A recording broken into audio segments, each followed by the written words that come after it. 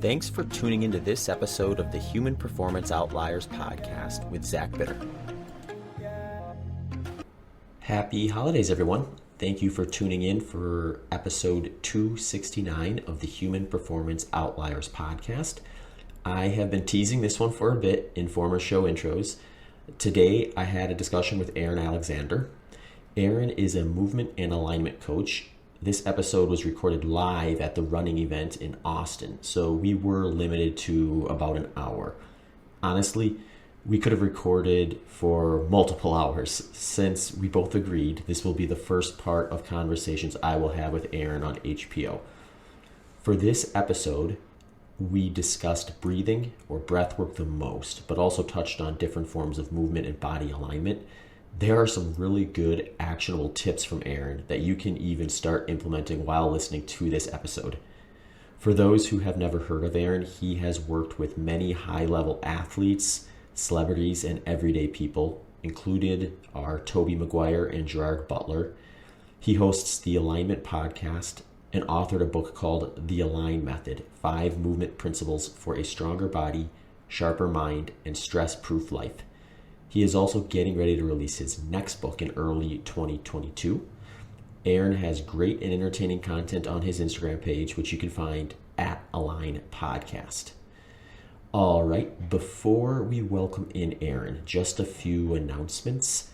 If you like to hang out on social media, check out my social media channels for updates about HPO and what I am up to.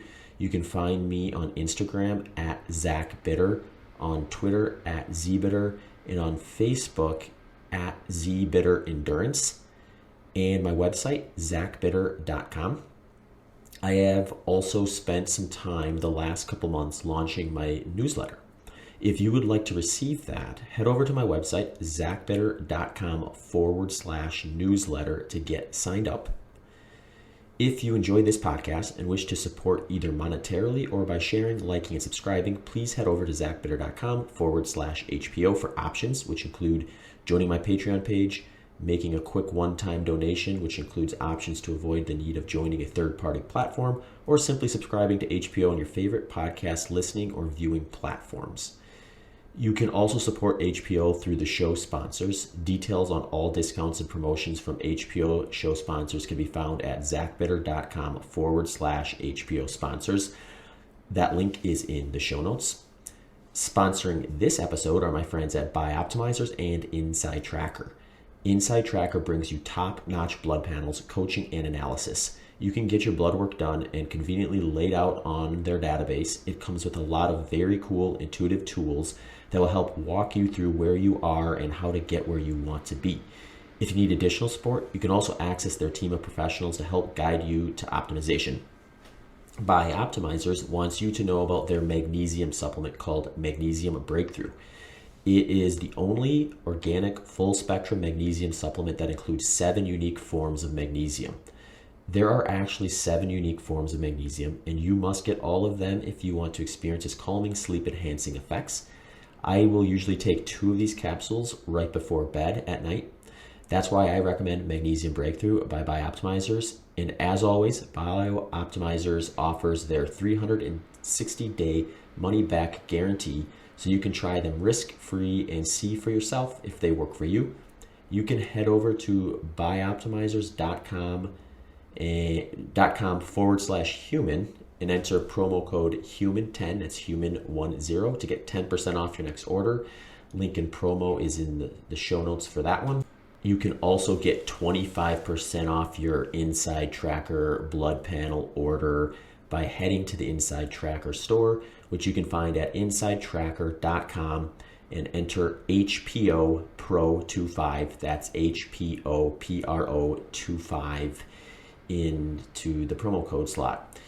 Again, you can find all of these at zachbitter.com/HPO sponsors, or just check out the links in the show notes. All right, let's bring Aaron on. All right, folks, welcome back to another episode of the Human Performance Outliers podcast. We're coming to you live today from the running event in Austin, Texas, and I am really excited that one of my sponsors, Ultra Footwear, set us up with a booth to record podcasts here because I was able to meet up with one of my friends who lives in Austin, Aaron Alexander. And for those of you who don't know Aaron, you probably are familiar with some of his work. So Aaron has the host of the Align podcast. He's written a book called Align. He's worked with some pretty big names in the entertainment and sports industry, including guys like, correct me if I'm wrong, Aaron, but Toby Maguire, Gerard, Butler. They've had some pretty big movies, and they were pretty fit for those movies, if I'm not mistaken. They've been fit, yeah. They're pretty fit guys, and you're at least partly responsible for them being that fit? Well, no. When Gerard was doing, or Jerry was doing 300, I wasn't working with him at that point. Okay. So, yeah, we were working in the last year as more like rehabilitory, kind of getting him back on track type direction, yeah. So you're the cleanup man. You're the guy who comes in after someone's done the damage. I've been the cleanup, yeah. Let's jump into that because I think that's the interesting part of like your story. And actually, before we jump into that, I do have to share something. Before I knew you, our mutual friend Justin Wren, I'm a big fan of him, and I find myself looking at his Instagram account anytime he's posting something. And one day I look there, and here he is in a gym, presumably, and he's being hoisted up and doing like yoga, but it looked like acrobatic yoga. And the listeners might be thinking, oh, well, if we see Aaron, yeah, he could probably pick up Zach and throw him around pretty easily. But Justin's more of a Viking than a runner. A legitimate Viking, yeah. What exactly were you guys doing in that? So that is Acro Yoga, founded by a good friend called Jason Niemer, who also lives out here in Austin, or co-founded by Jason Niemer. And essentially what it is it's kind of like combining certain acrobatics along with certain yoga poses, but the therapeutic side of it kind of looks like playing airplane with your dad, and you pick him up on your feet and you kind of drape your hips over a person's feet. And then from there, the person's upside down. So you can decompress their spine and open up with hip mobility. And it's a really beautiful way to start to access different parts of the body, different joints and connective tissue and parts of the central nervous system that would be less available if someone's just walking around or laying down. Interesting. Yeah. So when I saw that, and then I came into town, and Justin's like, "Oh yeah, we're gonna meet Aaron. He wants you on his podcast." So I was excited to be a guest on your podcast, and it was a fun conversation there. But we're turning the tables a little bit on this one, and I think I'm interested in a few things. I've been doing a little bit of homework on kind of just like what your process is like, and trying to connect some dots as to like where maybe some of that stuff would be good application for running. So I think it'll be fun to talk about that stuff. But before we get into it, could you just give us maybe a brief description of kind of what the Align method and what exactly it is, kind of your focus? So the Align method is a book that the expanded revised version is coming out January 11th. So whenever this comes out, January 11th, 2022. And essentially it's the overarching theme of it is more of a philosophy on how to move more effectively in your daily life. So many of us have been educated on how to exercise better, or maybe how to run better, or how to do yoga better, or dance better, a specific movement in a specific place at a specific time, 6:30 at the studio. You got the bar up, and you're really paying attention to the way that you move, and then maybe the way that you breathe. But the Align method is a user's manual on how to integrate those consistent concepts that you get from any type of movement practice into who you are as a person, as opposed to a thing that you do for 45 minutes a day. And so that gets into the way that we breathe, the mechanics of breathing, the meaning of breath. The meaning of the breath, meaning, as we're sitting here having this conversation, if we're reading each other through the manner in which we breathe. We're reading each other through postural patterns, through facial expressions, the pacing of our language, the tone of our voice. So literally if someone walks into a room and they're breathing maybe through their mouth and it's really fast, and you're like, "Hey dude, like are you okay?" I'm like, "Yeah, I'm totally okay. I'm totally fine." You're like, "Okay," but like your whole physiological picture is saying something is hyperventilating, man. What is going on? And so understanding, like, first, like, we're telling a story with our bodies, and then giving people the tools or the awareness on how to start to kind of write their own story. And that's the function of the Align Method book, is going into think of it as if you were learning how to drive a car, you'd get a driver's manual. You might get a coach, who sits with you, driver's ed. We never got that with our physical bodies from being mechanically sound in the way we move, but also accessing our senses and, the way that we think and the way that we feel. All that's tied into movement, and that's what the Align Method book gets into.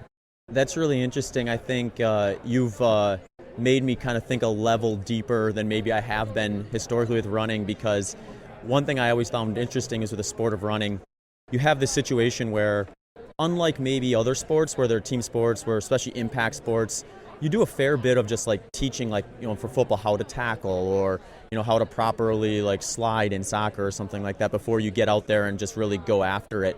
Whereas running, it seems like when kids get into it, it's kind of like, oh, well, you know how to run, just go out there and do it. And like you said with the owner's manual, like it doesn't really always come with that. So I find myself teaching like run better techniques and like things to like work on with form and mechanics, but perhaps like I'm not even taking it back a step far enough where, like you said, people need to learn how to just use their bodies in general before they even get around to looking at like a specific sport and the mechanics of that. Yeah. Is that kind of where you're rooting some of that in? Yeah, of course. So, we could talk about breathing. It seems like it would be a sensible direction to go into with that.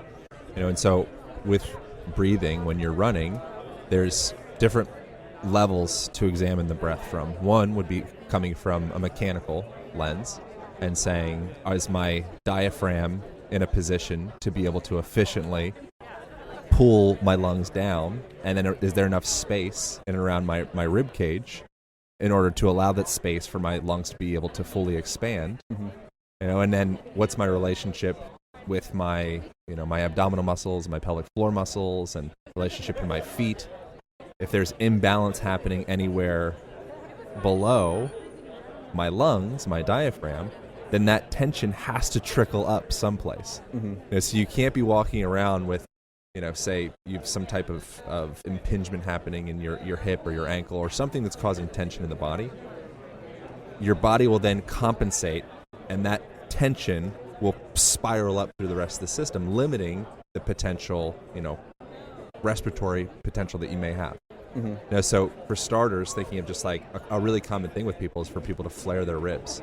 Like that's a thing you see pretty ubiquitously, because people are trying to, if you want to raise your arms up over your head, we lack range of motion in our shoulder girdles, so going up into flexion is challenging. And then the tendency will be to flare the ribs out, which then creates instability in that relationship of the rib cage and the pelvis and the hips. So just a starting point is being able to relax into your breath. So if you're sitting down in a chair, you can find the sit bones that I see you're well placed on right now. So you can reach underneath your butt cheeks, find those little bones, the ischial tuberosities, and you can reach your butt back just a little bit, so you're on the very slightly on the front edge of those sit bones. If you're on the front edge of the sit bones, then suddenly you're tilted your pelvis forward ever so slightly. The bottom vertebra, L5, S1, those are actually more of a shape of a wedge. So their natural movement pattern would be hinging forward slightly. Then from there you can really rest and relax with strength into your pelvis. Now, from that point, just starting to notice that breath into the side of the ribs, into the low back, into the abdomen. Oftentimes in the yoga world, you get coached to just breathe into the belly, and then you just end up distending your belly out, not really actually engaging that diaphragmatic breath. So a starting point would be thinking, stabilizing my feet into the ground. If I'm sitting on a chair, stabilizing my pelvis onto the chair. And then from there, can I really just let my shoulders drop? Bring your shoulders up to your ears for a second, hold them up there, squeeze tight, and then just let them sink down. Now from there, take a slow inhalation through the nose and start to notice that breath. Specifically, put your hands on the side of the ribs. And just feel that breath moving into the side of the ribs. Allow the ribs to slightly tuck down towards the hips as opposed to flaring out forward. All right, so now we're creating a stack. We're stacking the cylinder from our pelvis up to our respiratory diaphragm, up to our neck, up to our shoulders, up to our head. And then the body's able to relax into its skeletal structure. If it can relax into itself, then it's able to get a breath without having that tension. And then, we can go on to the part of a lot of people are over breathing. Sure. Which is a thing. So if we're just sitting here, it's an opportunity to be training our breath. But this, now we're going kind of deeper into like our chemical physiology. So there's the structural part, but then if we're sitting here and we are, say, breathing through our mouths, or we're just taking more breath than is necessary, and then it's making our red blood cells less effective at releasing oxygen into our bloodstream in order to be able to perform. So a practice, so it's like, okay, cool. So I'm at the bank, you're training for your next seemingly event. nothing going on, but meanwhile it's like, whoa, like I'm alive. I'm feeling the weight distribution into my feet. If I'm sitting down, I'm feeling that weight distribution in my hips. I'm feeling the breath into my low back, tractioning my lower back and on the side of my ribs. I'm really feeling that diaphragm descending. I'm utilizing my nose to breathe. Your nose has 30 plus different functions for respiration. Your mouth has pretty much none. Like your mouth is built to eat food. Your nose is built to breathe.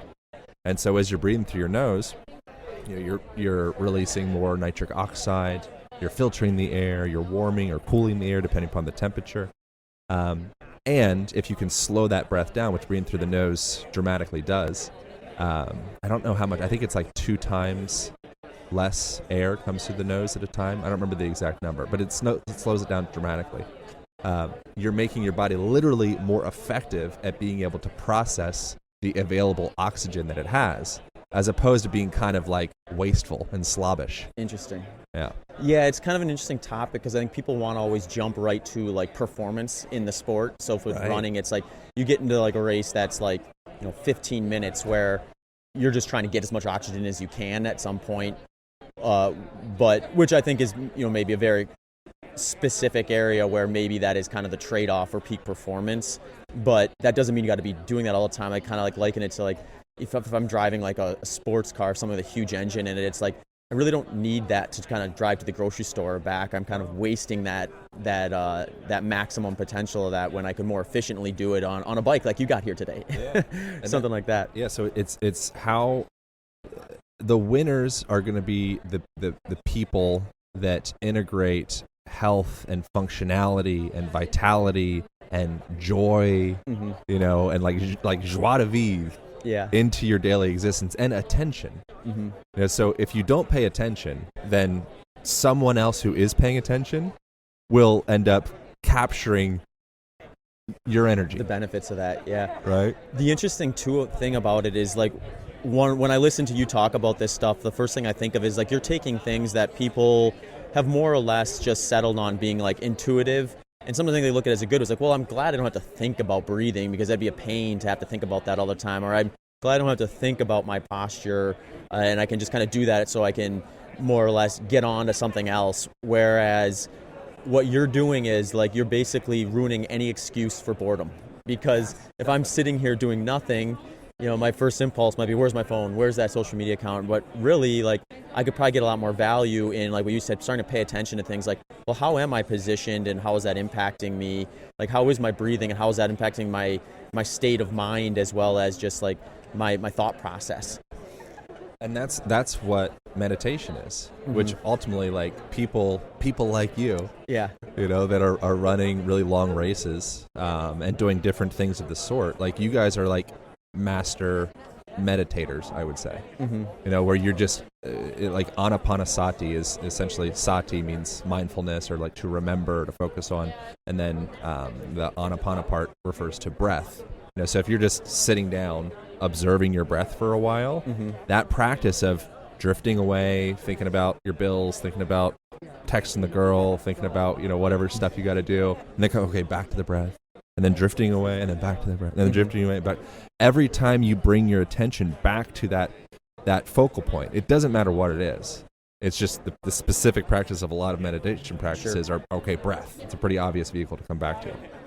When you are doing that, you're literally you're teaching yourself how to have the superpower of attention, and you're literally changing the structural makeup of your brain. Like the gray matter around the hippocampus is increasing. Around the amygdala, it's decreasing. The amygdala is notorious for like being like a fear center. Obviously, there's more to neurology than just like one specific place controlling everything. But just you bringing awareness into attention changes your structural physiological makeup in real time. It's insane. When you step back, you're like, oh my God, like I am responsible for, I'm like the engineer and the foreman of building this brilliant piece of technology that I call Stu, or Aaron or Zach. And it's under construction 100% of the time. So we have our structural system, being our, the muscles in our feet and tendons and ligaments and knees and hips and all that stuff. That's being constructed all the time based off of our physical positions. Then we also have the mental emotional part. It's just a matter of you taking the reins if you choose to. Yeah, it's really interesting because I feel like what you're doing is you're kind of creating purpose where people have forgotten purpose in. Right. And I think that's just a valuable skill set to think about in terms of just being able to appreciate your existence and being able to appreciate what you have in front of you versus, maybe going down a negative mindset. The breathing stuff, I think, also has some application in terms of just creating an environment where you're mentally and then likely physically better prepared for an activity that is going to take a big physical effort and a big mental effort. Is there any practices you would recommend with the breathing stuff as to say one of the questions I get from my coaching clients is we'll get closer and closer to the race and they'll start to realize, well, I'm really getting nervous. I'm getting anxious. And I usually talk to them about, well, let's think about this. Let's look at all the training you did. Let's justify that you're ready to kind of appease that. But I have to think there's some breathing practice could maybe lower that anxiety or lower that stress that would maybe be useful, especially maybe the morning of a race before they're going to head out to the starting line or the night before if they're having a hard time falling asleep because they're thinking about what they're about to do. A million percent. So one, it's what's the thing? Someone gets is an overnight success, but it's based off of 20 years of work. Right. And then suddenly someone notices oh, that's pretty cool. It's 20 years. Yeah. It's a lot of work. And I've been paying attention.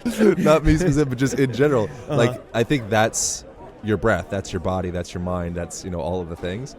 And so, the best time to plant a tree was yesterday. The second best time is right now.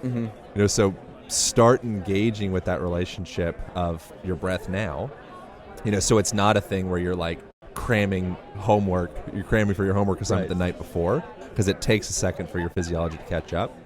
And the big thing would be, per mentioned, getting into just slowing down the amount that you're breathing in general.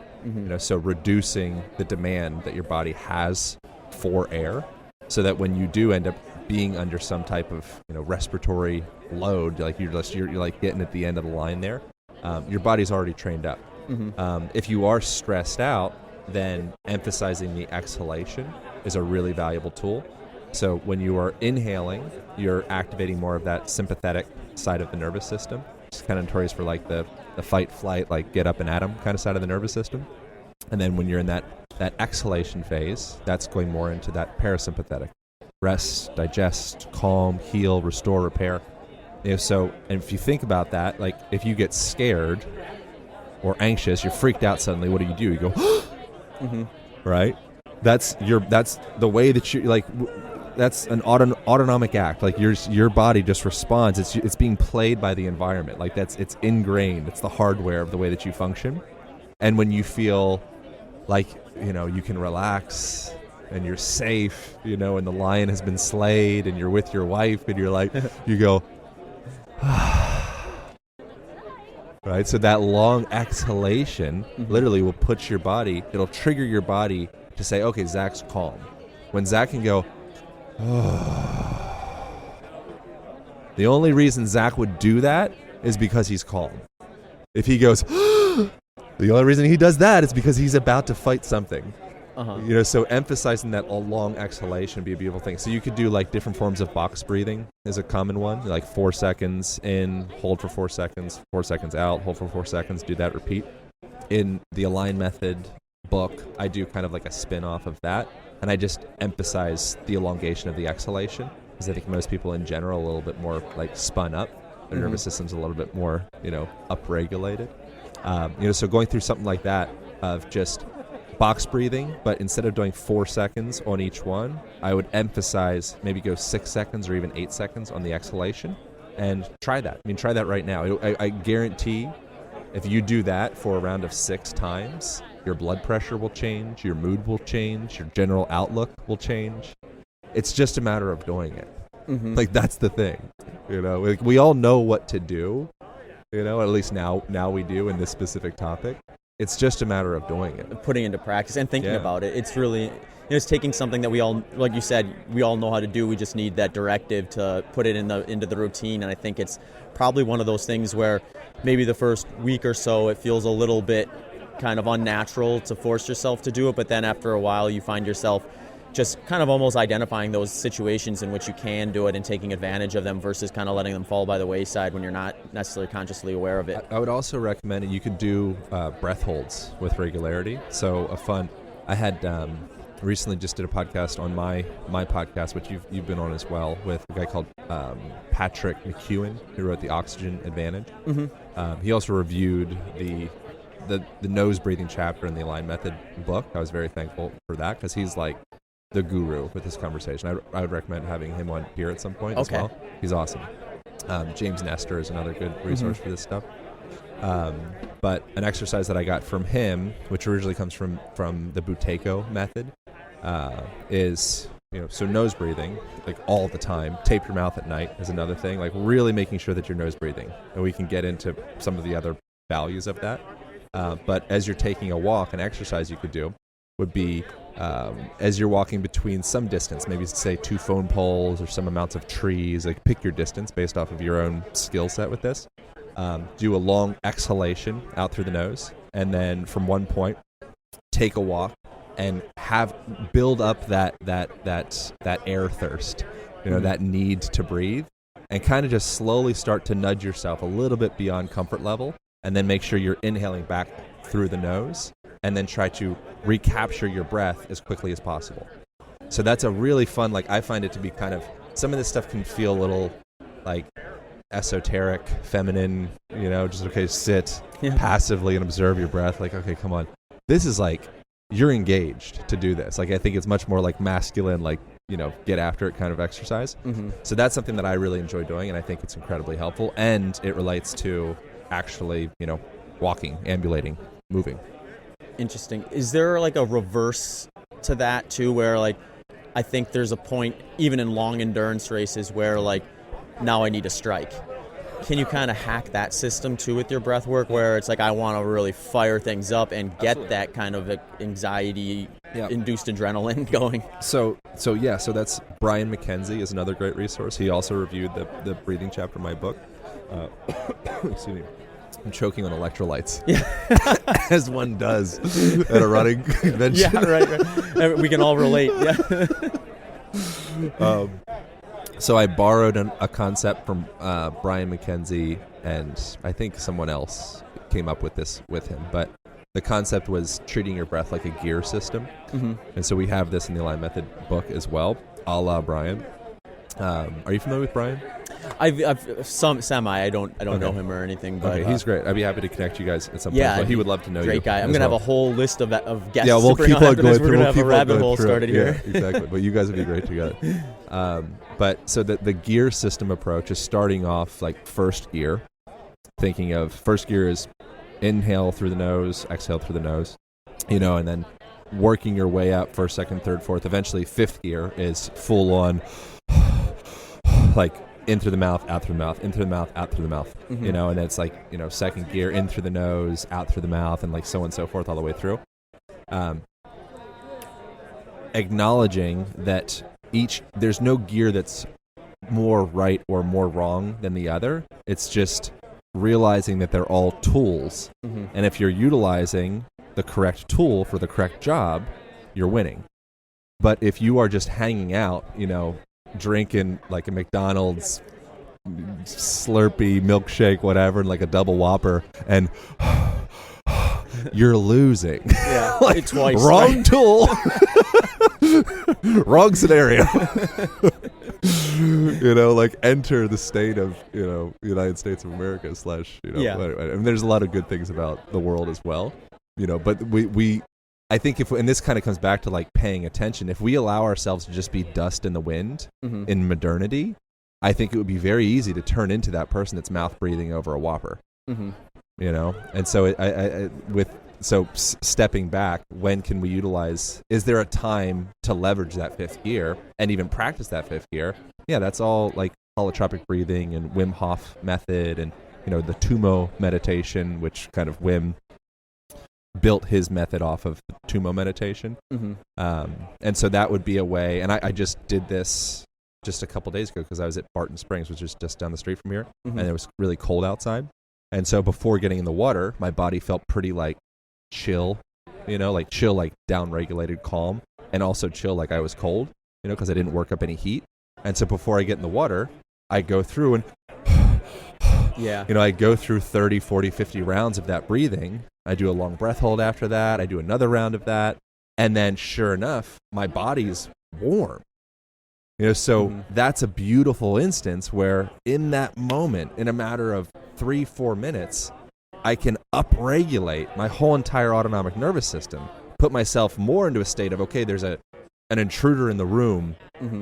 It's time to fire up, either fight or get out of there or figure it out. And so it's just such a beautiful thing when you start to realize that you have all of these physiological and mental emotional toggles at your disposal. That is what your body is. It's like this recreational park of toggle switches. And the breath is really, it's a primary toggle switch if you understand the mechanics of how to utilize it. That's really interesting because I have, my wife and I live in Phoenix, and it's almost hard to find houses sometimes without pools because of how hot it gets in the summer. I find myself rarely using the pool in the summer, but in the winter I love it because I can get a nice cold plunge in. And what I recognize when I do that is, it's like you said, well, first of all, sometimes I'll sit there and stare at it for a couple of minutes and be like, do I really want to do this? Do I really want to do it? Eventually I get around to actually jumping in. And I always jump in the deep end just because it's like, all right, let's just get this over with. Yeah. And it's like those first 2-3 seconds are just like, you just feel the anxiety peak. And then like I'll pop my head up. Like you said, I'll do big, deep breaths. And you have like maybe 30-60 seconds where you're like, this is unbearably cold, this is unbearably cold, I need to get out, And all of a sudden it does kind of sink in where you can almost just feel the heat of your body start radiating off. And you get more comfortable the longer you sit in there. So it's almost like like you said, you flip that switch and your body says, okay, I see what's going on here. I need to provide more heat. And it's probably jump-started by that initial gasp for breath when you kind of first come out of that cold water. A little trick that happens with that as well is you'll actually, it's called a stress-induced analgesic effect. Comes from going into that like hyperventilating. Sure. And so when you tell your body that something's going on, it's preparing your body for war or whatever, some crazy stuff. And so it will literally start to desensitize your experience of pain. Oh. So a part of what happens of like, why it's so weird when I do that breathing thing before getting into cold water, or maybe say if I'm in a fight and I get punched in the face and I like break my nose, it's like, well, I didn't really feel it. The next day, terrible experience. Yeah. But in the moment, like, what is that? It's like your body's working for you. Like your body's on your team. So again, it's such an interesting thing that if we just understand first that we have these toggles and these lever switches and then how to use them, then the sky's the limit of what we can do with it. And then with the cold water, more on the cold stuff, I mean, the composition of your body entirely changes when you expose it to cold with regularity. So obviously there's, maybe not obviously, but probably obviously most people, there's the anti-inflammatory benefits of being in cold water. But literally, you already know this, I'm sure, but the composition of your fat changes to prepare yourself for those cold temperatures in the future. So white adipose, like the fat that most of us think of, like, our jiggling butt or whatever, starts to diminish and gets replaced with brown adipose, which is more metabolically efficient, makes you burn calories more effectively. So sometimes with like swimmers that are in water all the time, cold water all the time, they'll be not skinny fat's not the right term for that, but they'll almost have like a layer. Sure. It's like their body developed a wetsuit. Yeah. Like, whoa. like the body, like if you expose the body to really anything, your body adapts to it, including if you expose the body to nothing, your body adapts to it. So I think the worst thing that can happen to somebody is nothing at all. I don't remember who said that, but I think that's a really interesting thing. Like, to have some resistance to push against or push with, that's what allows your body to grow. And so when we're when living in a world that we've done such a good job at outsourcing most resistance to technology, that's the worst thing that can happen to the human organism, because then it just goes into kind of like chaos. Yeah, and then the people who thrive health and physically are going to be the ones who can like self-induce that hardship that would have been there otherwise, since we have so many machines taking care of the ones that would happen to us by default. Hey folks, just a quick reminder, this episode's sponsors, Bioptimizer's Breakthrough Magnesium, is offering 10% off their product with a 360-day money-back guarantee, and Inside Tracker is offering 25% off with promo code HPOPRO25 at InsideTracker.com. Links can be found in the show notes and at zachbitter.com/HPO sponsors.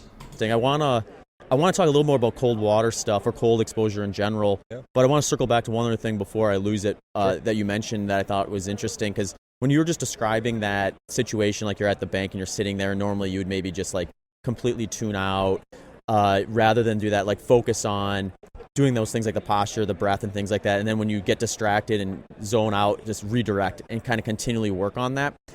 Is that going to cross over? Because I think like my thought about it is, especially with these long ultra marathons, is the hard part for people to solve is both the physical and mental aspect of doing something that is significantly longer than they would be able to do in training. And that's what I think makes the long ultra marathons unique. You can't really replicate it in training. You can try to like stack workouts and work on like mental tricks and things like that to get you to pretend you're experiencing what you're gonna from like say mile 70 to mile 100, but really you're not gonna actually be able to experience that until you do it. So is there like, if we think of just like the mental side of that right now, if you're doing that sort of practice where you're trying to focus on these different things, these natural things that a lot of us are doing wrong or just not paying attention to anymore, and doing that redirect, is that going to potentially feed into being able to stay focused during a race too, and perhaps work that brain muscle a little bit, so come race day you just have a little more resilience when you would maybe fade away mentally at the end of a long race like that? I mean, I would say would have to. I'm not like an ultra marathon athlete to say we like combine absolutely. our minds to answer this question. Yeah, exactly. That's what I'm saying. I'm like I feel like I'm gonna bounce this back to you. But an interesting thing, and what I was gonna say before, but I didn't, in relation to preparing with breathing exercises for a race. The first thing that came to my mind, I didn't say it because it wasn't your question, but was visualization. So if you're stressed out about a thing, you're probably unprepared, or you're just doing something that really matters, and there's no amount of preparation in the world that you're not going to be a little bit stressed, and the stress is a beautiful thing because it's teeing you up to be able to actually show up and perform. Or self-destruct, vomit on stage. It's a fine line, right? Yeah. It's the question I get from all my coaching clients is like, I'm getting nervous. What do I do about this? And my college coach is the first person to tell me this. He's like, hey, if you're not nervous at all before this race, you might as well go home because you don't care. You don't care. Right. So there's a little bit of, I always tell them, there's a little bit of nerves and anxiety that's just going to come along for the ride if you actually care about what you're doing. Yeah. The next step is like, how do I minimize the potential like physiological like aftermath of having that kind of happen too often to the point where you're exhausted at the starting line. Yeah. Yeah. And so and then we have in the Align Method book, we did a whole chapter around how the mind informs the body, and then also how the body informs the mind. And so within that, there's various different research that suggests that our muscular and neuromuscular development is a product of not just blind, dumb movement. It's the visualization in the engagement of the movement is a part of the way that we, myelinate and the way that we actually form those neuronal connections and actually engage those muscles to come online. We imagine it, like we believe it to be true, and then the fist manifests or the stride manifests. And so the way that researchers have done this, and you might have heard of this before as well, typically most of them are like finger exercises, and I don't remember the exact specifics of it presently because it's been about a year since I've looked at this specific study. But they had different groups of individuals. One group of individual was actually doing thumb exercises, like little thumb dumbbell things. The other groups were just visualizing the exercise. And then I think they had another group doing both at the same time. And what they found was the group that was doing both, really focusing, engaging with the movement, not just, watching TV and whatever, going through the movement. They got the most results from it. Mm-hmm. And then the actual movement got like the second most, and the visualization got the third most, but it was very close. Mm-hmm. Like the visualization was not that far off from the actual movement itself, which suggests that as we're moving, it's not just about the movement, it's also the attention of the movement. Mm-hmm. And so if you're visualizing, and let's talk to any elite performer, my guess is you would fall into this category. I mean, certainly elite performer, but the visualization part. The night before, the week before, the month before, they're visualizing every, stroke or every stride or whatever they're doing. And they're visualizing, maybe they're going like a stoic route, and they're visualizing all the terrible things that could happen. Yeah. And then they're prepared for it. Mm-hmm. That's the insurance policy. They have a mental, visual insurance policy of, I've gone down 65 different paths. Mm-hmm. I can't visualize anything that would surprise me. Mm-hmm. So I think that's the thing. It's like the fear of the unknown is terribly scary.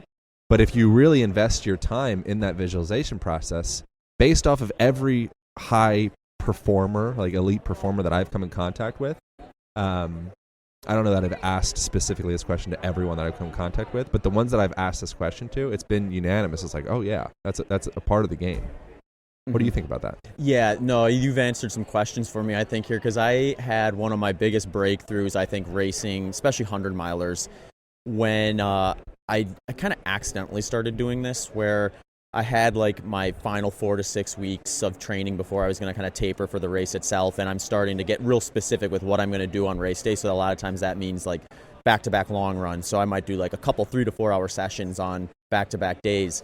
And when I really felt like I had closed that gap on the last day, like 30 miles, was when I started using those runs to not just physically prepare, but mentally prepare. Yeah.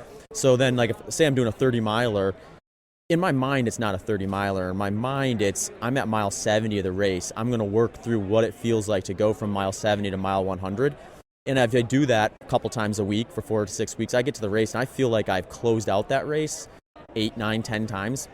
And when you get to that point in the race, then it's not like, I'm reaching back to last year when I did the last 100-miler I did to try to figure out what I did right and wrong there.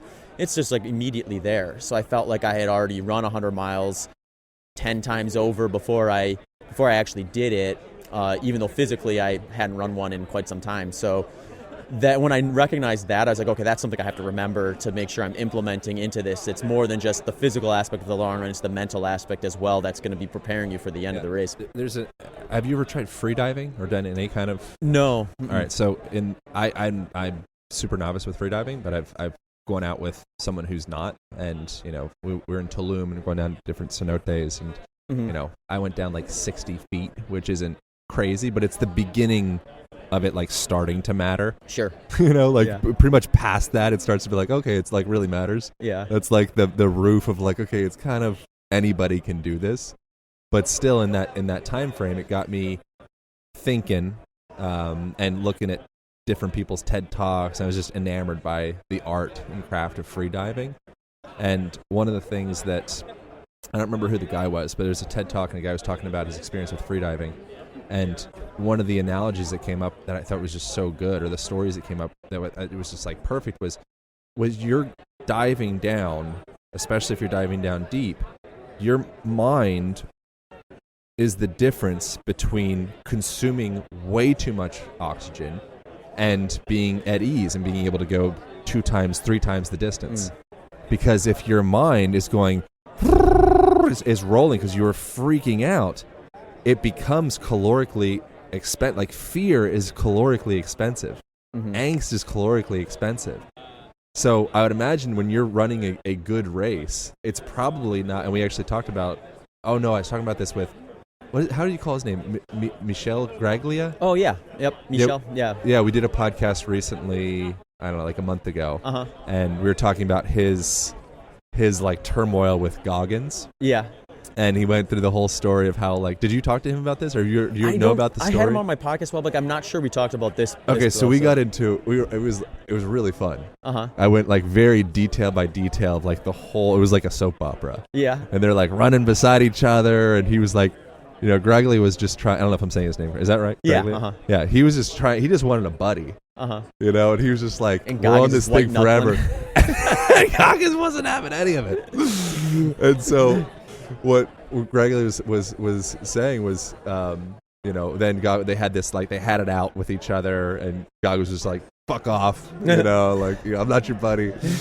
And then, so Gregory got angry, kind of, and he started running kind of more like with the way he describes, because he's very esoteric, Sure. kind of into like meditation and spirituality kind of stuff, which is great. But he was describing, he was like running from his ego. Uh-huh. And so it's more of like this contracted, like, yeah, like, I'm going to show him. And then sure enough, he's smoking him, but then his body breaks down. Mm-hmm. And so by the end, he practically, from my understanding, had to like drag himself to the finish line. Still smoked him, but it would have been dramatically, well, it's impossible to say, but he probably could have done it much cleaner, mm-hmm. And efficiently, had he not run with that angst and that anger. That's interesting, because I always think when I was on the Lex Friedman podcast a while back, he asked me a question kind of similar to this, where he described like two of his previous guests, like Sam Harris and David Goggins, who are like, when you just listen to those guys talk about like their day-to-day operations, it's like they couldn't be more different from one another. Like Sam is kind of like, you need to like address a situation and take a step back and like analyze it, calm yourself down, and really bring it down to zero. Whereas Goggins is just like, the more fired up he gets, the more energy he feels he can put out.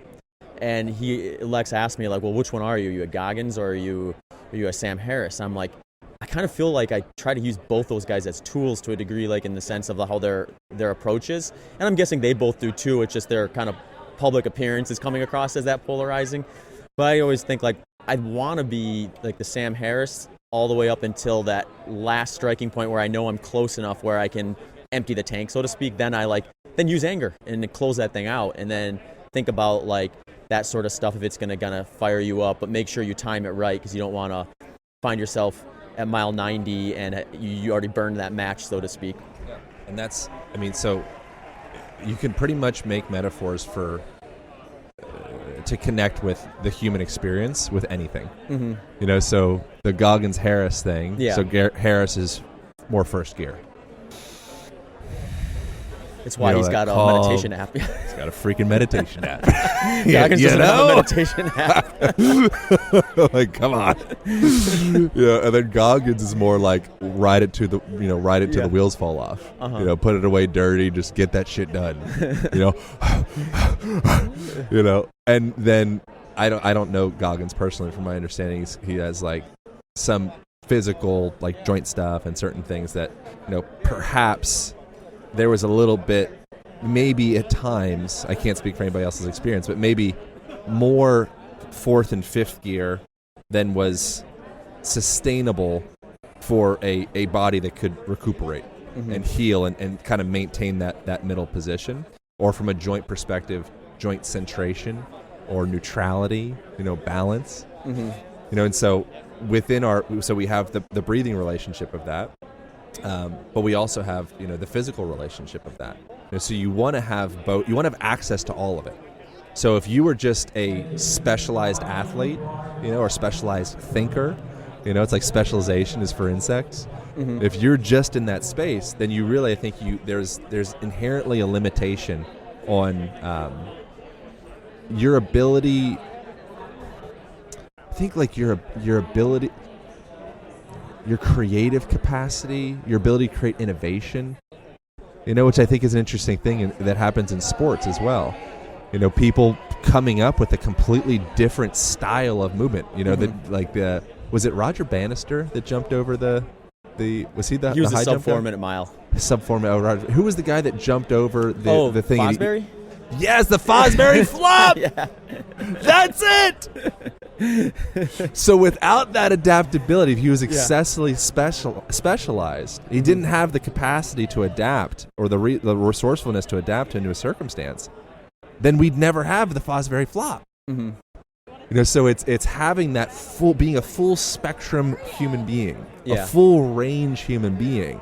That to me, I think it's not just good for athletics, but it's like a part of accessing like your human potential as a father, as a mother, as an athlete, as a business person, just as a human being. Mm-hmm. If you get too driven into one gear, I think you eventually burn that gear out. Yeah, it's interesting. I think the one thing I wanted to ask about, because the breath stuff is amazing. I've been getting a lot of questions from listeners too about, hey, bring in someone to talk about breathing and nose breathing versus mouth breathing and that sort of stuff. So this is really good stuff. I want to talk a little bit about just like kind of like the physical aspect of running, and I'm sure there is a breathing and a mental component to this as well, because it's probably going to put you in a position to physically be doing the right things more often. But what is it like physically? So first of all, maybe I should ask, do you think like running is kind of a natural movement, or are we taking it to an extreme? Certainly I probably am with ultra marathons where you're running yourself into the ground for 100 miles versus just trying to say travel 100 miles for however long it takes. But just the act of running in a little more of a modest amount, is that like a locomotion you think humans are more or less designed and capable of tolerating? Yeah, I mean, it's like the movement. Mm-hmm. It's just the issue comes if you put a wrench into an engine, mm-hmm. and then you have the engine do what engines do, you probably create issues. Or you put some sand in the gas tank and you have engines do what engines do, you'll probably have some issues. Yeah. So if you're like, how do you pronounce Tarahumara? Tarahumara? Tarahumara. It's technically that got like retranslated to English. It's actually like Raramara, I think. Raramara. For the native pronunciation. So if you're part of the Raramara, or however you pronounce that, I can't say it. It sounds like I'm slurring. If you're part of that scenario where it's like, oh yeah, from day one, we never were exposed to wearing high-heeled shoes. Mm-hmm. We weren't sitting in chairs at 90 degrees flexion of the ankles and the knees and the hips, and slouching over, and not just hyperkyphosis, but the upper cross syndrome of the head, which is just forward head posture. Mm-hmm. And so we're creating this inherent compression and constriction in the body, instability, imbalance, mm-hmm. and then opening the body up and saying, okay, go for a run.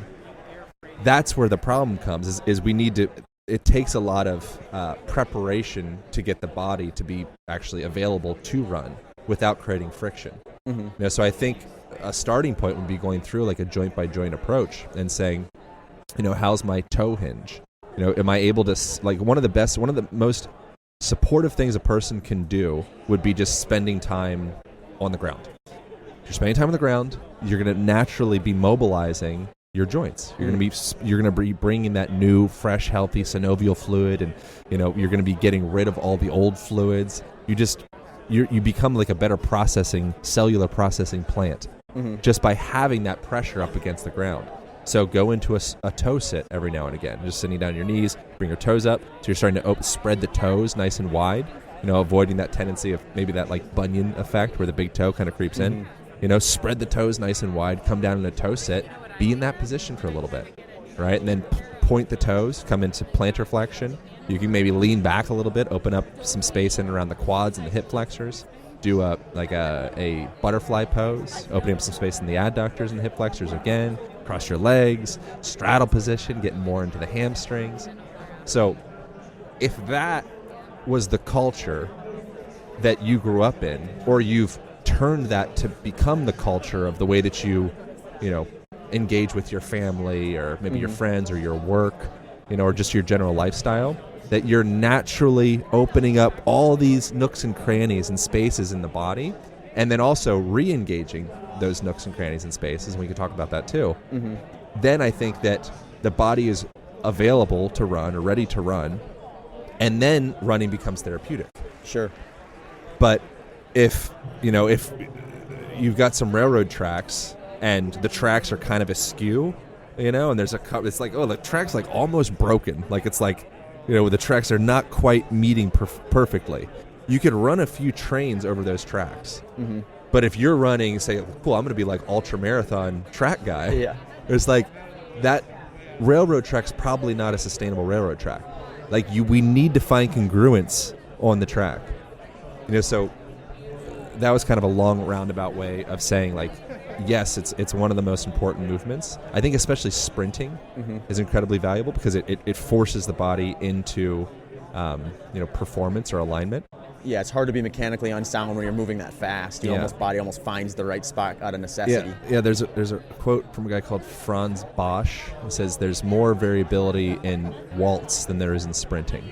So if you're waltzing, you can kind of do anything you like. If you're not loaded and you're not moving fast, you can pretty much do almost anything with your body, and it's still kind of functional in quotations. Go a little faster, put a little bit more weight on, suddenly it's like, whoa, the range of what is functional gets way more narrow. So I think that's a beautiful practice for someone, and Brian McKenzie would agree with this as well. Really, if you want to run far, and this is a place where I would more be asking you questions, to be honest, but I'd be curious your thoughts.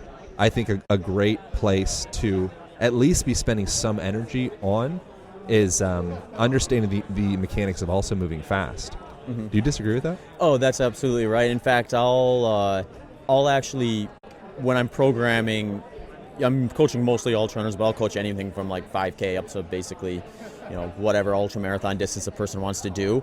And really just depends like an order of operations, in my opinion, as to when you do certain things like fast running, like race pace running, things like that. But when I get ultra runners that are like, well, why are we doing these short intervals? Why are we sprinting? Why are we doing hill bounds and stuff like that? I mean, one of the reasons I justify it is exactly what you just said. It's like we're gonna probably improve your form. We're going to improve your ability to tolerate the proper mechanics for a longer period of time by putting those muscles through that aggressive of a workload. And it's just going to be something that we can also layer on the activity you want to peak at eventually on a much better foundation. So that sort of stuff I think is really valuable. And it's definitely right in line with what I'm kind of doing as a coach and in practice as well. So and then going up and saying what's happening with our ankles, and have you done a podcast with Ben from Knees Over Toes? Ben Patrick? No. I actually I had him scheduled a while back, and we had to reschedule, and then he was in the middle of a move and having his kids, so we haven't gotten a chance to put it back on yet. But I was going to say, he'd be another really good I actually used his well. Zero program quite a bit when I was rehabbing my ankle when I injured it this past summer. So, I'm a huge fan of his stuff. I think Ben's a sweetie, and I really like his... What's great about him is he's really simplified things, and he's also almost exclusively doing the opposite of what people have been suggesting for the last decade or so. He's removing the Band-Aid, so let's fix this thing at its core versus put you in a position where you just can't do what you want to do. Yeah, and there's an interesting book by a guy called Paul Arden, and it's called Whatever You Think the Opposite. And I think that's the case with so much of what we learn about nutrition, so much of what we learn about movement. So Ben's Knees Over Toes stuff, and he's obviously not the first person to say, put your freaking knees over your toes and get some dorsiflexion. Like, it's invaluable to be able to get that positive shin angle and be able to, like, that's how you do any, like, meaningful sport. If you're playing basketball or hockey or whatever it is, if you want to be good at your sport, your knees are going to go well over your toes. That's how you're going to be able, and if you can get down low and also have drive up into the hip, now you're an athlete.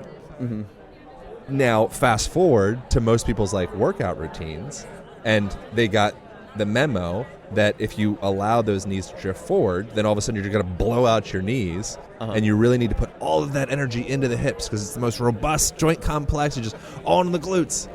It's like, yes, totally, absolutely. And that's 50% of the equation. Now let's go the opposite direction. And so in the body, it's like being able to have full functional mobility, which is also kind of a made-up word. Kelly Starrett, I think, would be the founder of the term mobility. Sure. Yeah. So a lot of these words they have different meanings for different people. But mobility in the sense that I can go through a full range of motion and I can still maintain engagement and control. If I'm just passively flopping in different directions, but there's no actual muscular recruitment from that range, then that's dangerous for another reason. Sure. So it's pretty simple to be effective in a body. It's not as complicated as we think. And somebody like Ben, who just kind of, it seems like he's just kind of like scratching his own itch. Yeah. And going through is like, I think I need this range of motion. Okay, maybe I'll do this exercise. I'll call it what does he call his one thing? Like the Ben step or something. This is the Ben step. The Patrick step or something Patrick like that. step, yeah. That is the Patrick step. Yeah. He added his own little flair. It's like you can do that. Like like you can get curious about your body, and if there's limitation in one range, it seems like an important one, such as the ankle. Yeah. If you don't have full functionality of the feet and the ankle, and the foot's comprised of 26 bones, 33 joints. It's like it is a complex mechanism, that foot. The reason that it is so darn complex is it's built to be able to engage and distribute the energy from the ground. So if you go on contoured surfaces and your foot's not able to absorb that effectively, where the heck else could the energy go? It ends up trickling up into the knee. Yeah. It's a similar thing. If you have torques and twists in the hips, it'll go down. Like the body, you can't create or destroy energy. You can just move it around. So you can't create or destroy, I don't know if this is going to work exactly, but compensation. You just move it around. You can't hide anything. Right. Those impact forces are going somewhere. Yeah. It's interesting. I think one of the reasons I'm sitting in the Ultra Footwear booth versus maybe a different brand's booth is because of those very reasons. I think there's a lot more to it than just picking the right shoe. Obviously, you have to do the right things outside of that, but that's kind of putting yourself in a position to, their philosophy is a balanced cushion. So right away, we're not going to put you in a position where your body has to cork itself in a way to find balance in an awkward position.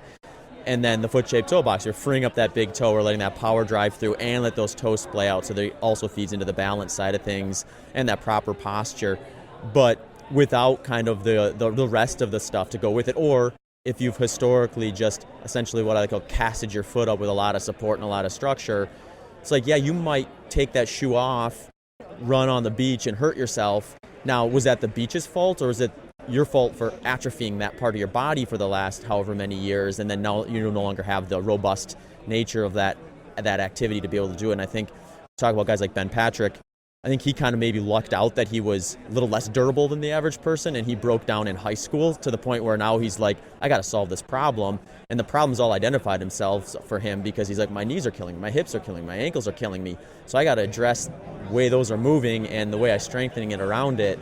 So it's kind of a little more obvious to him versus maybe somebody who, quote unquote, gets away with it for quite a while and finds themselves like in their mid-30s and injured, and they're like, hey, I'm just getting old, I need to retire, I need to stop this activity. Whereas Ben was still young and very much wanted to participate, so he was going to solve that problem, and that's why he went his direction. The other thing, I feel like we have to wrap up. Is that right? Is that what yeah, that we're signals? probably coming up about to the end here. Yeah. So I'm enjoying this conversation. Yeah, this is great.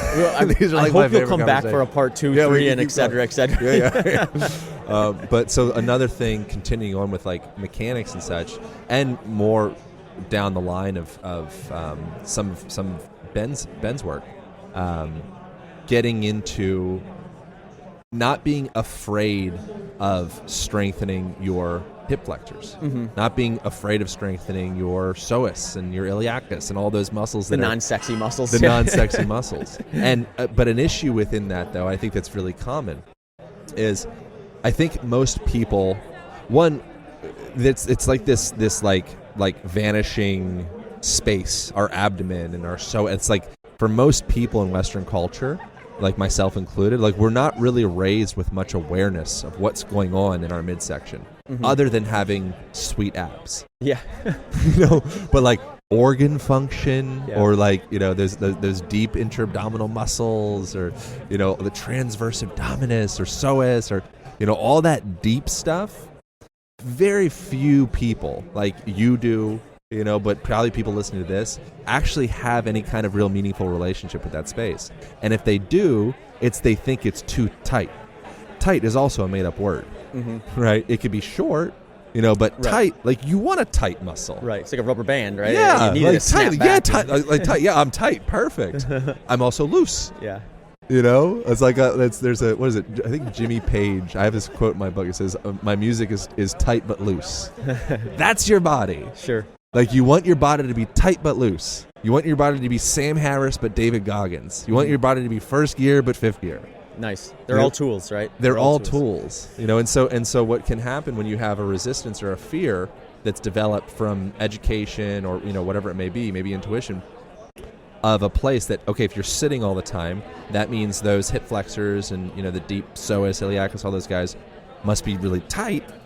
I don't want to strengthen them. That would be a terrible idea. They're already too tight. Mm-hmm. But the issue with that is a muscle that's just locked short, that's just stuck in that position, it doesn't mean it's strong. It just means it's locked short. Mm-hmm. So you want to have an adaptive, supple muscle and fascia and connective tissue and cardiovascular system. Like that's the key to health. And so doing something like actually actively strengthening those muscles is a really beautiful idea. And that's like the monkey foot. Oh yeah. You ever seen that thing? Yeah. So you could get a weight. There's they have a thing called the monkey foot that I think is great. And hanging, you could have your foot hanging off of a box or something, and just that traction of having a weight pulling that leg, opening up through the QL and all the stuff in the side body, lengthening that's beautiful. You could just be shrugging that hip, creating some space, let it come down, shrug, and then coming up and actively engaging those muscles, hip flexors, while you're engaging those, paying attention to the mechanics of the rest of the body. So I think we'll probably just have to have a part 2 because I feel like we need to keep going into this, another hour on 3 or 4 topics. But if you'll entertain me, I would definitely have you back on sooner rather than later. But what I'm saying there is just because a muscle has been shortened doesn't mean that it couldn't use some education. Sure. And that education isn't just exclusively passively stretching it the other direction. Awesome. And this has been really cool, Aaron. Where can the listeners find you as they're anticipating round 2? Yeah. So I would listen to your conversation on the Align podcast. I had you on there, or listen to the Graglia conversation where we get into his thing with Goggins. So yeah, I've been on the podcast for 7 years. We have a lot of episodes. Mm-hmm. And so if they want to go more deeper into this stuff, Align Podcast would be a great place. And then I have the Align Method book is coming out January 11th, 2022. So 1/1/1/22. Can they pre-book that for Christmas presents by any chance? Yeah, for sure. Yeah, cool. you pre-order. Good deal. It for sure. There you have it. That would be the main thing if you want to go deeper into these conversations. I think the book and the podcast, and then everything is on my face and at exercise Align and Podcast stuff, on Instagram is the spot. Yeah, people can find you. Yeah, cool. Well, we'll link all that in the show notes, folks. So if you're interested in checking out more about what Aaron's doing and following along, I would highly recommend it. You'll have that info there. And until next time, thanks again for taking some time out today to join me here at the running event and record an hour of breathing. I'm not going to say mobility. Movement. They're all just words. Movement's a word too, man. Yeah. It's all subjective. Awesome. Well, thank you very much. All right, thank you, bro. Thanks for tuning into this episode of the Human Performance Outliers podcast with Zach Bitter.